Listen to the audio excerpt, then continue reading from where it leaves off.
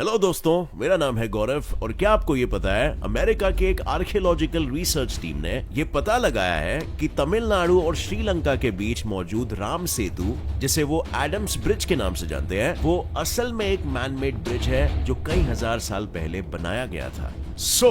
क्या इसका मतलब ये हो सकता है कि रामायण एक असल घटना पर आधारित है? कई इंडियंस और वेस्टर्न लोगों के नैरेटिव्स के हिसाब से तो रामायण बस एक माइथोलॉजिकल स्टोरी है, यानी कि एक फिक्शनल धार्मिक कहानी जो 400 से 100 बीसी के बीच में महर्षि वाल्मीकि द्वारा लिखी गई थी। तो क्या आप लोगों को भी ये लगता है कि रामायण बस एक माइथोलॉजिकल स्टोरी है? इसे प्रूफ करने के लिए या सच्चाई को जानने के लिए हमें साइंस का सहारा लेना पड़ेगा और देखना पड़ेगा कि साइंस का इस पर क्या कहना है। क्या उसके पास रामायण को रियल साबित करने का कोई उपाय है? And you'll actually be shocked to know, जवाब है हाँ। और इन्हीं सारे जवाबों को आज के इस वीडियो में मैं आपके साथ डिस्कस करने वाला हूं, जिसका टाइटल है इज रामायण रियल। तो शुरुआत से शुरू करते हैं और हमें यह पता है कि रामायण एक ऐसी कविता या कहानी है जिसमें तकरीबन 4,80,000 शब्द आते हैं। वो ओरिजिनली महर्षि वाल्मीकि द्वारा लिखी गई थी कुछ 400 से 100 बीसी में। क्योंकि रामायण और महाभारत दोनों में ही वेदों का जिक्र है, जिससे यह साबित होता है ये दोनों ही कहानियां वेदों के बाद लिखी गई थी, यानी 1200 से 400 बीसी के बाद। और फिर हम ये भी देखते हैं कि महाभारत के आखिर के कुछ चैप्टर्स में रामायण का जिक्र है। इसका मतलब ये हो जाता है कि रामायण महाभारत से पहले लिखी गई थी, यानी 100 बीसी से 400 एडी के टाइमलाइन से पहले। और इसी में अगर हम संस्कृत भाषा का एवोल्यूशन डेटा भी ऐड कर दे तो हमें यह पता चलता है कि रामायण में जो संस्कृत इस्तेमाल की गई है ना, वो 400 बीसी के बाद ज्यादा कॉमन थी। लेकिन उस वक्त तो कोई प्रिंटिंग प्रेस नहीं थे, तो इतनी सारी कॉपीज आखिर बनी कैसे? अलग अलग गुरुओं ने इसके कई सारे वर्जन्स बनाए ताकि लॉर्ड राम की ये कहानी सभी सामान्य लोगों तक पहुंच सके और वो इससे कुछ इंपॉर्टेंट लाइफ लेसन्स सीख सके। For example, unity is strength. Lakshman Ram के सौतेले भाई थे, लेकिन फिर भी दोनों में इतना प्यार था कि उन्होंने वनवास भी साथ में झेला। इक्वालिटी, भगवान राम एक वानर सेना लेके निकले थे। इसी से ये साबित हो जाता है कि वो किसी भी जीव को अपने से कम नहीं समझते थे और यही वजह थी कि सभी उनके लिए अपनी जान तक देने के लिए तैयार रहते थे, जैसे Garuda Jatayu. Pride leads to loss of intelligence.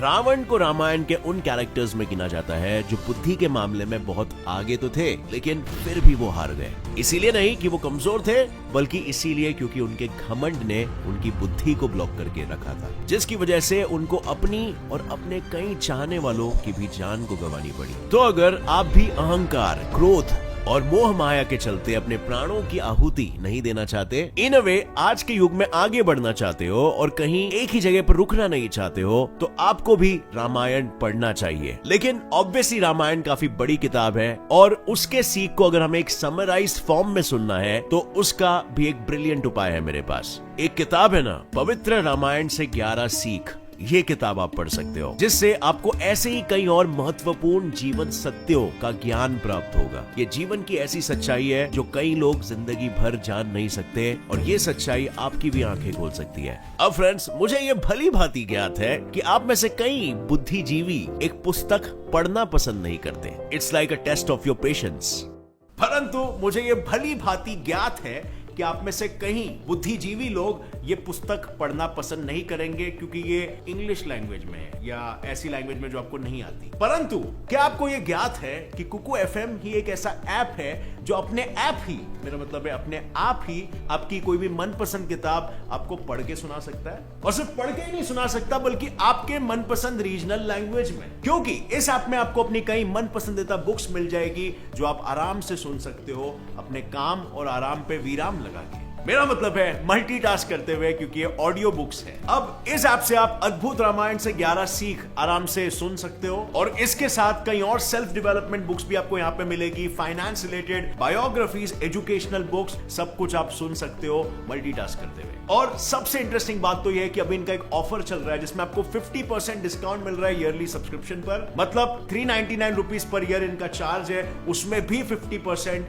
मतलब ये amount which is less than 50 पैसे पैसा पर डे और सो मच नॉलेज, और वो भी जिसे आप अपने डेली स्केड्यूल में आराम से स्क्वीज कर सकते हो। जैसे ब्रेकफास्ट करते करते आप बुक रीड कर रहे हो या ट्रैवलिंग के वक्त बुक रीड कर रहे हो। ये हैबिट आपको सक्सेसफुल होने में मदद करेगी। आपको करना बस ये है, नीचे डिस्क्रिप्शन लिंक पे क्लिक करो और जाओ ऐप को डाउनलोड करो और मेरा कूपन कोड यूज करना। मैं पर्सनली वो सारे ऐप्स यूज करता हूं जो मेरा नॉलेज बढ़ाते हैं, तो आप भी क्यों ना ट्राई करो। Click on the link in the description and go install it now. सबूत नंबर 1, भगवान राम की जन्म तारीख है 10 जनवरी 5114 बीसी। श्री राम चैत्र महीने के 9th तिथि पर पैदा हुए थे। वो भी दिन के वक्त, और उस वक्त अलग अलग प्लैनेट्स, स्टार्स और कॉन्स्टेलेशंस की क्या पोजीशंस थी, ये महर्षि वाल्मीकि ने रामायण के पहले कांड के 18th चैप्टर में मेंशन की है। जब institute of scientific research on Vedas ने इस एस्ट्रोनॉमिकल रेफरेंसेस को अमेरिका से खरीदे हुए प्लैनेटोरियम सॉफ्टवेयर में डालकर देखा, तब उन्हें यह पता चला कि प्लैनेट्स और स्टार्स की ऐसी पोजीशन 10 जनवरी 5114 बीसी के दोपहर के वक्त हुई थी। और इससे भी ज्यादा इंटरेस्टिंग बात क्या है आपको पता है कि इस डेट को जब लूनर कैलेंडर यानी हमारे भारतीय कैलेंडर में कन्वर्ट करके देखा गया, तब यह पता चला कि लूनर कैलेंडर के अनुसार ये डेट शुक्ल पक्षा के 9th डे पर आता है in the month of Chaitra, और वो भी बराबर 12 से 1 PM के बीच में। यानी ये वही दिन और समय है जब हर साल राम नवमी मनाई जाती है।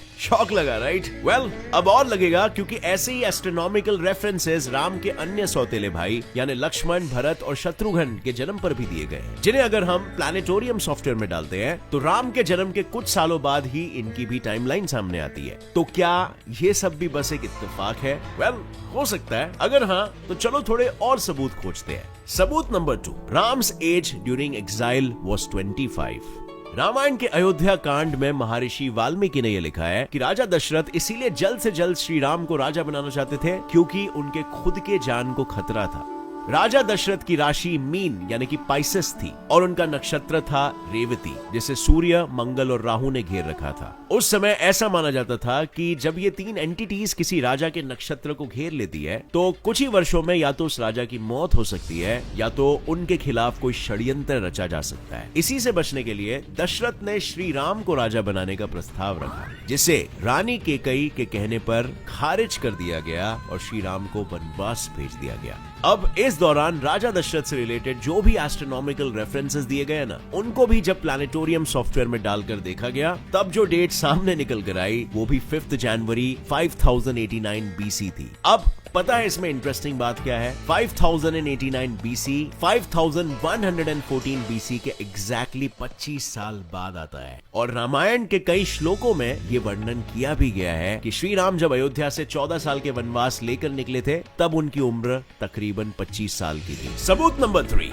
राम सेतु आज से 7000 साल पहले बनाया गया था, यानी तकरीबन 5000 बीसी के अराउंड। साइंस चैनल द्वारा पब्लिश्ड एक वीडियो और आर्कियोलॉजिस्ट चेल्सी रोज ने यह दावा किया है कि उन्होंने तमिलनाडु और श्रीलंका के बीच मौजूद राम सेतु, या अंग्रेजी में कहे तो एडम्स ब्रिज की जब डेटिंग की, डेटिंग से मेरा मतलब है कार्बन डेटिंग, वो वाली डेटिंग नहीं, तब उन्हें पता चला कि इस नेचुरली डेवलप्ड कहे जाने वाले इस ब्रिज में जो सैंड मौजूद है ना, वो तो 4000 साल पुराना है और नेचुरली लहरों की वजह से वहां तक पहुंचा है, पर उसके ऊपर मौजूद कुछ बड़े बड़े पत्थर 7000 साल पुराने हैं। अब बिना किसी ह्यूमन इंटरवेंशन के ये कैसे मुमकिन हो सकता है? क्योंकि नेचर में हमेशा नई चीजें पुरानी चीजों के ऊपर लेयर बनाती है। ऊपर से 7000 साल पुराने पत्थर का मतलब 2000 साल after Christ plus 5000 years before Christ. और अब आप बताओ क्या हुआ था उस वक्त में? जी हाँ, रामायण। वेल फ्रेंड्स, अब बात तो ये है ना कि वैसे ये तीनों प्रूफ्स 5000 बीसी की तरफ इशारा करते हैं, लेकिन while I was researching, एक चीज जो मेरे सामने आई वो ये थी कि वाल्मीकि रामायण के अनुसार रामायण त्रेता युग में घटी थी, यानी आज से तकरीबन 1.29 मिलियन ईयर्स पहले। अब इसमें कमाल की बात तो ये है कि जब इसको वेरीफाई करने के लिए साइंटिस्ट ने रामायण में मौजूद एस्ट्रोनॉमिकल रेफरेंसेस को 5000 बीसी से पहले के टाइम में ट्रेस करने की कोशिश की, तब उन्हें यह पता चला कि same astronomical references 1 million years पहले भी देखे जा सकते थे। यानी कि उस वक्त दौरान जो एस्ट्रोनॉमिकल इवेंट्स होते हैं ना, कॉस्मिक बॉडीज के, जो हमारे लिए एज ए रेफरेंस पॉइंट बन रहा है, वो 5000 बीसी पहले भी हुए थे और उससे पहले वो 1 मिलियन ईयर बीसी भी हुए थे। मतलब कह सकते हो कि ये astronomical references every 1 million minus 5000 years में एक बार होता है। जैसे पृथ्वी सूरज का एक चक्कर एवरी 365 डेज में लगाती है। ये सिर्फ यहीं पर खत्म नहीं होता, क्योंकि रामायण के अनुसार रावण के महल के एंट्रेंस की पहरेदारी 4 टस्क्स वाले हाथी किया करते थे। अब ये कोई काल्पनिक जीव नहीं है, ऐसे जीव 1 मिलियन साल पहले एग्जिस्ट किया करते थे, जिन्हें आज हमारे साइंटिस्ट गोम्फोथेरिस के नाम से जानते हैं, जिनके अवशेष बाय द वे दुनिया भर के कई सारे म्यूजियम्स में मौजूद है। और आखिरी चीज जो 5000 BC वाले क्लेम के विपरीत दौड़ती है, वो है द्वारका नगरी, जो श्री कृष्ण की नगरी थी। इस पानी में डूबे शहर के कुछ अवशेष की जांच करने पे यह पता चला कि ये शहर तकरीबन 9500 ईयर्स पुराना है, यानी तकरीबन 7000 BC में बनाया गया था। लेकिन कृष्ण तो द्वापर युग में पैदा हुए थे, जो त्रेता युग के बाद आता है, तो फिर श्री राम 5000 BC में कैसे पैदा हो सकते हैं? क्या ये और इसके पहले बताई सारी बातें इस चीज की ओर इशारा कर रही है कि रामायण 5000 BC के अराउंड नहीं, बल्कि 1 मिलियन ईयर्स पहले घटी थी? इसकी श्योरिटी के लिए हमें कुछ साल वेट करना पड़ेगा, क्योंकि अभी भी इस पर रिसर्च जारी है। अब देखो यार, हो सकता है कि कुछ इन प्रूफ्स पर विश्वास करेंगे और कुछ नहीं, पर जैसा कि लॉजिक ऑफ साइंटिफिक डिस्कवरी कहती है, सिर्फ ये बोलने से काम नहीं चलता कि ये गलत है। आपकी भी ये जिम्मेदारी बनती है कि आप एक काउंटर आर्ग्यूमेंट दें with a logic based on proofs. और आज तो हमने सिर्फ एक परसेप्शन ऑफ रियलिटी को प्रेजेंट किया है, और अगर आप पर्सनली मेरा ओपिनियन जानना चाहते हो, तो मैं इस हद तक बिलीव कर सकता हूँ कि हाँ, राम भगवान जैसे एक महापुरुष हुए हो सकते हैं, जिन्होंने उस जमाने में बहुत ही स्ट्रॉन्ग कैरेक्टर, वैल्यूज और प्यार दिखाया हो अपने लोगों को, और इसीलिए वो जीते जी और मरने के बाद भी अपने लोगों के लिए एक मिसाल बन गए। एंड ऑब्वियसली जो चमत्कार वाले पार्ट्स थे स्टोरी में, उसे हम थोड़ा सा VFX या मसाला समझ सकते हैं, जो स्टोरी में डालना पड़ता है ताकि स्टोरी सुनने में और मजा आए। सो मेरे हिसाब से Ramayana could have been real, और the story could have been inspired by a real story, but then उसमें बताए गए चमत्कार को हमें थोड़ा सा पिंच ऑफ सॉल्ट के साथ लेना चाहिए, बिकॉज वो साइंटिफिक प्रिंसिपल्स और इवन ह्यूमन एवोल्यूशन टाइमलाइंस को सपोर्ट नहीं करते। और फ्रेंड्स, अगर आपके पास इस थियरी के कुछ काउंटर आर्ग्यूमेंट्स हैं, तो कमेंट सेक्शन में जरूर लिखिएगा। नीचे एक डिबेट छेड़ते हैं प्रोज एंड कॉन्स के ऊपर, और अपने नॉलेज को बढ़ाते हैं। और हाँ, डेफिनेटली रामायण एक काफी इंस्पायरिंग स्टोरी है, और इससे मुझे भी बहुत कुछ सीखने मिला है, और आप इसे भी रीड कर सकते हो या फिर ऑडियो बुक सुन सकते हो कुकू FM पर। ऐप का लिंक नीचे दिया गया है, इंस्टॉल करो और इसे रेगुलरली सुनो। This may well be your one of the biggest investments. Video पसंद आई फ्रेंड्स तो एक लाइक जरूर ठोकना। Get set fly fact channel को अभी सब्सक्राइब कर लो, नोटिफिकेशन बेल ऑन कर लेना, ताकि आगे आने वाली ऐसी इंटरेस्टिंग और एनलाइटनिंग वीडियोस आप कभी भी मिस ना कर सको। As always, stay curious, keep learning and keep growing. Jai Hind!